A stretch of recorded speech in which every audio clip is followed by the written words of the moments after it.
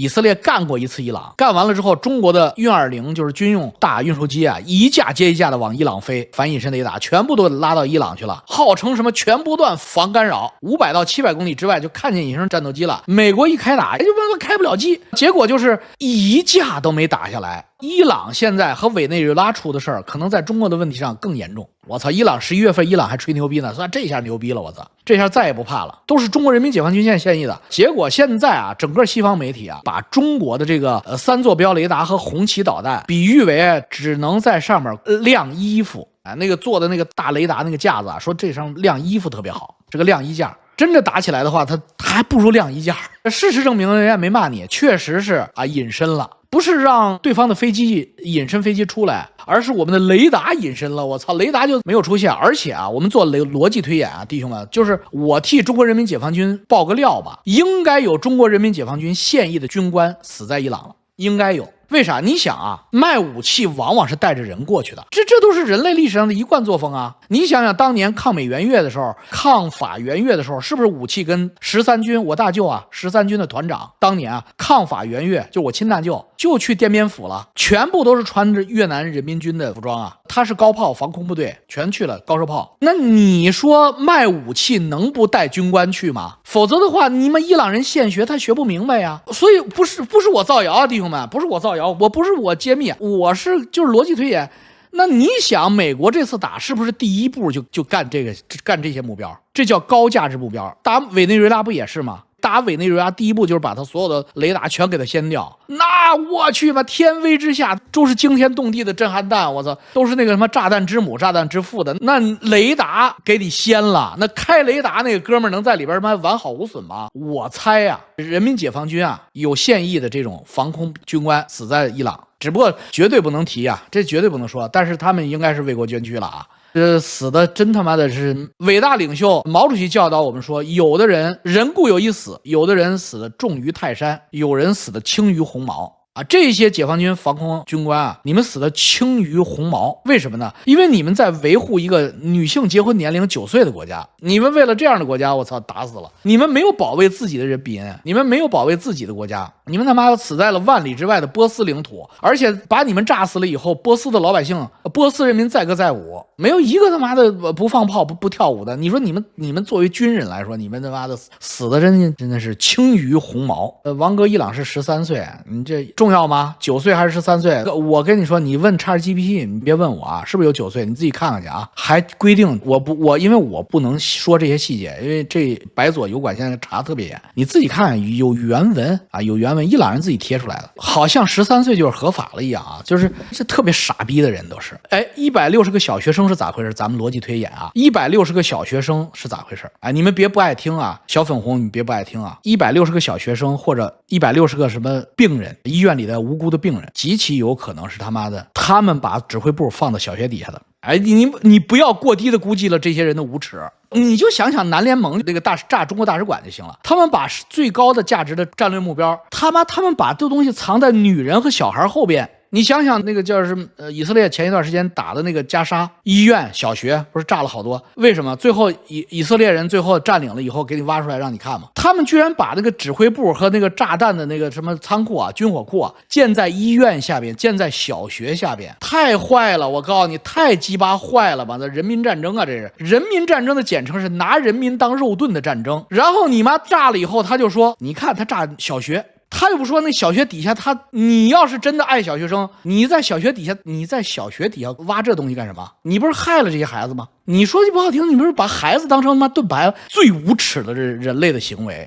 这是我猜的，我没任何证据，但是我他妈一猜我能猜出来，因为那帮逼特别坏，甚至有可能是他们自己炸的。如果底下没有，他们绝对干得出来这事儿。当年我亲历的8964，那时候我虽然不是孩子，我虽然是孩子，但是我记忆犹新。8964的导火索，开枪的导火索，央视天天连篇累牍的报道为什么要开枪的，就是64之后，64之前央视不会报道，64之前央视站人民这边的，64开枪之后，央视连篇累牍给人民洗脑，就是说解放军有几个战士被暴徒打死、烧死，挂在过街天桥上，你还记得吧？亲历64的这些人都有记忆吧？我跟你说，直到今天那些暴徒都没找到，你相信吗？当时北京虽然乱，但是绝没有暴乱。当时学生运动有学子连，工人运动有工字连，警察也在岗，怎么可能杀了解放军战士，抢了武器，把解放军战士烧死，挂在过街天桥上？这么完整的犯罪过程，没有人目击，也没有人抓住呢？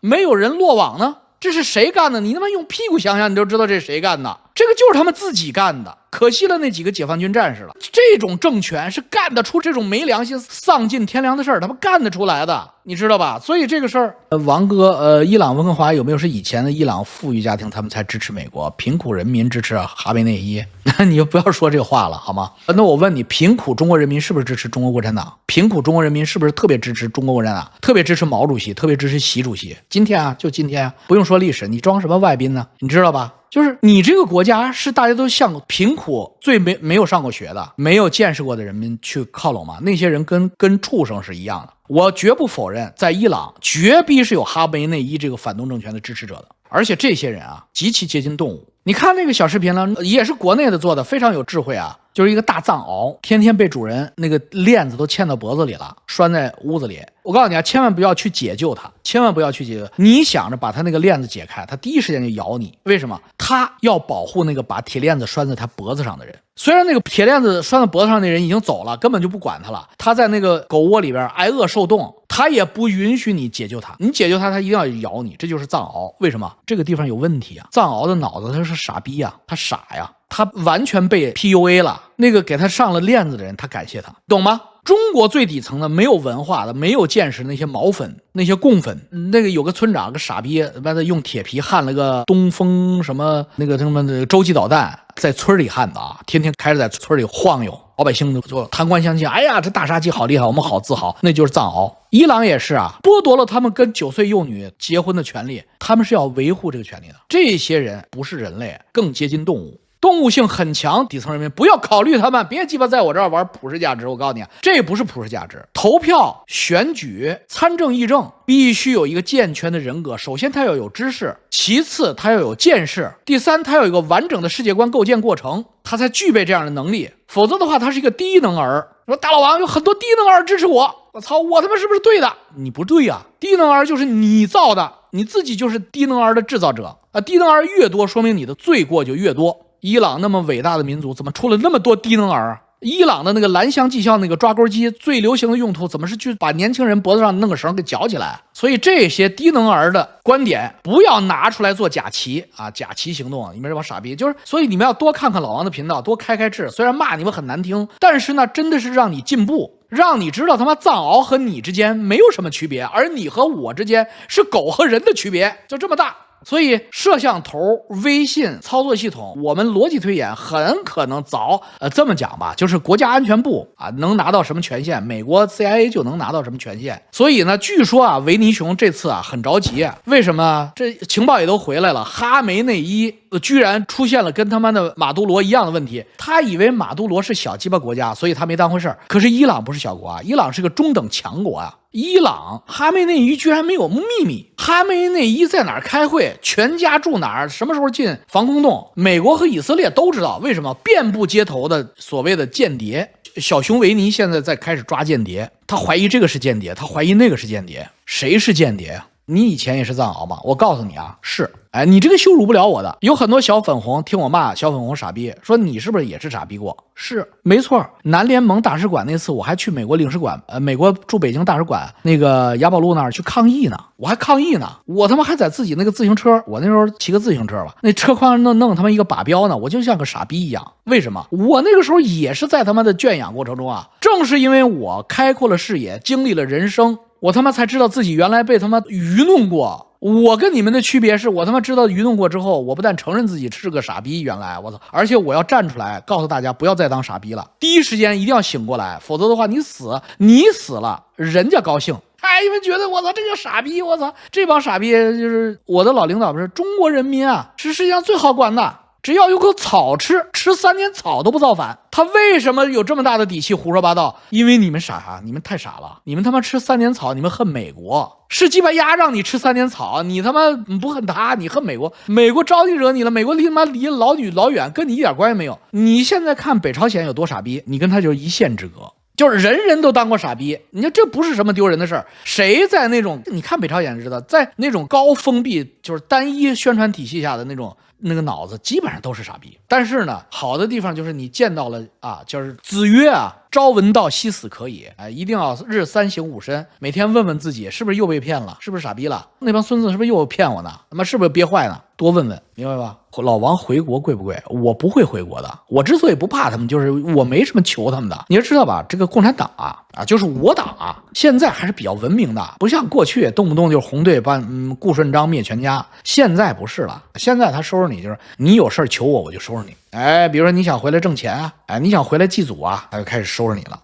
我没有什么可回去，我不想回去啊，我落地生根啊，你们不倒我不回去，就这么简单。小熊维尼不入土，我不刮胡子，就这么简单，所以他们拿我没办法。聪明人都离开了，没错，是2025年改为9岁，这边9岁也好，13岁也好，10岁也好，这不重要，这是他妈一个傻逼政权。任何一个国家，正常国家，包括我们中国，婚姻法里不会有这样一个词的。这个词儿翻译成中文啊，它是一个医学名词、医学术语。我跟你们讲啊，这个词儿啊，医学名词叫阴道、尿道和肛门瘘，就是一个病字头，一个起高楼的楼。就是尿道、阴道、肛门瘘这个词儿是在伊朗的婚姻法里有的，就是他用这种词告诉大家，就是你不要搞到这个程度啊，你不要搞到这个程度啊，就是伊夫达，你这他多邪恶，你们就不要再跟我争论是10岁还是9岁，是2005年改成了9岁，还是以前一直是9岁？我告诉你，伊夫达这个词儿在任何一个国家的婚姻法里都不会出现的，包括中国不可能，中国还没有沦落到那么惨。就为什么？因为那是个孩子，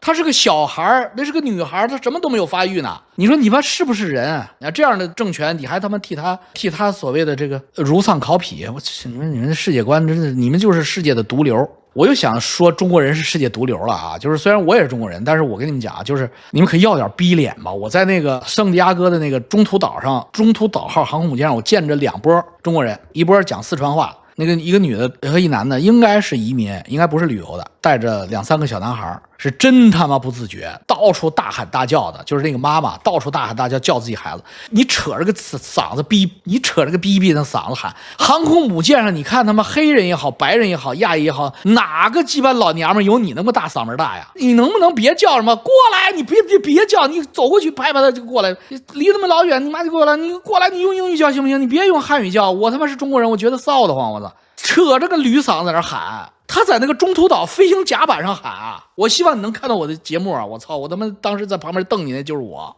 你他妈飞行甲板很大的，我操！他在那个飞行甲板上，我就过来，你这什么玩意儿啊？而且那孩子他妈在上面，就是好多飞机能爬进去玩，不下来啊！不下来之后他也不管，因为后边排着很多队啊，大家就摸摸玩玩，照2张相下来，30-50秒一个。他那个小儿子在上面不想下来，孩子嘛都能理解啊，他还是个孩子呀，他玩起来没完，不想下来。这个时候他又不喊了。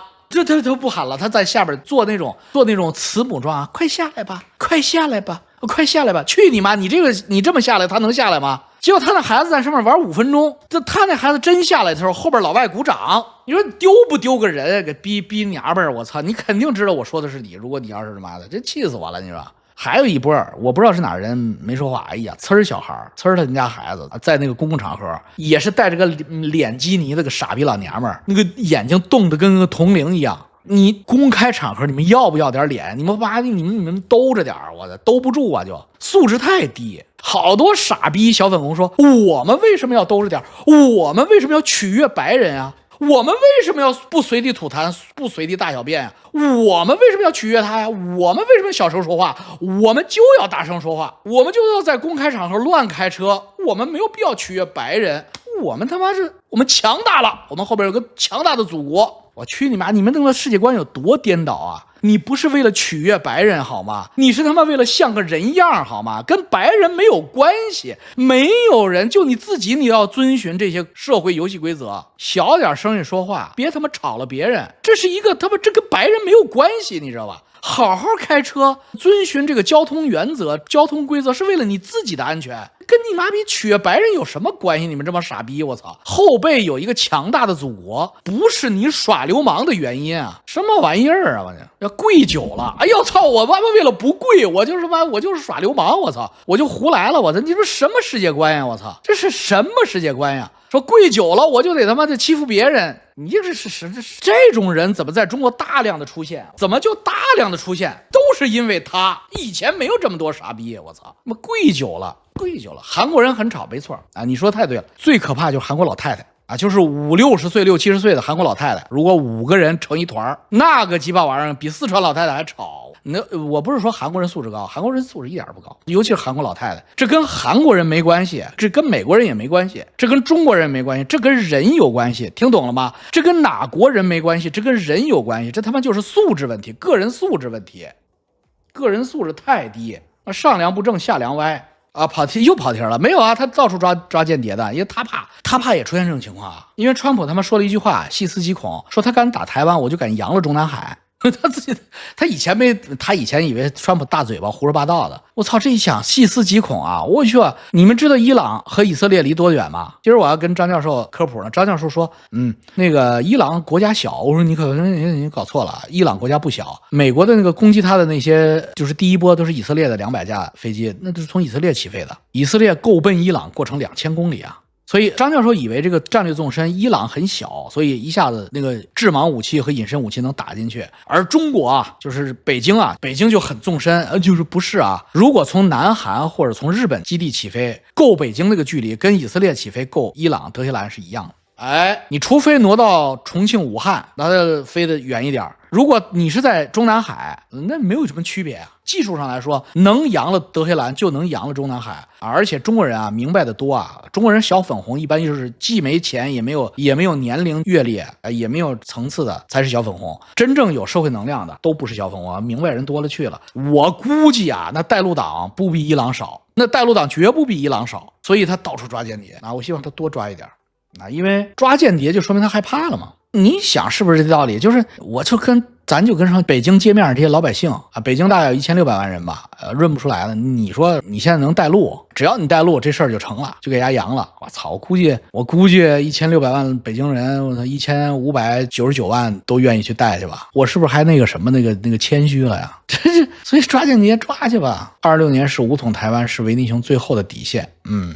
反正维尼熊这2天是抓间谍的嘛。他要是不武统台湾的话，他抓什么间谍啊？因为川普说他打台湾，他才扬他中南海了。他不打台湾，他扬他中南海干啥呀？所以他抓间谍不是还是想打台湾吗？说老王你保守了，至少2600万北京人去带路其实差不多，我觉得。反正那一天我估计鞭炮是肯定脱销了。好了，今天就这么地吧，跟大家扯淡再见，不刺激的小粉红了让我们拭目以待吧。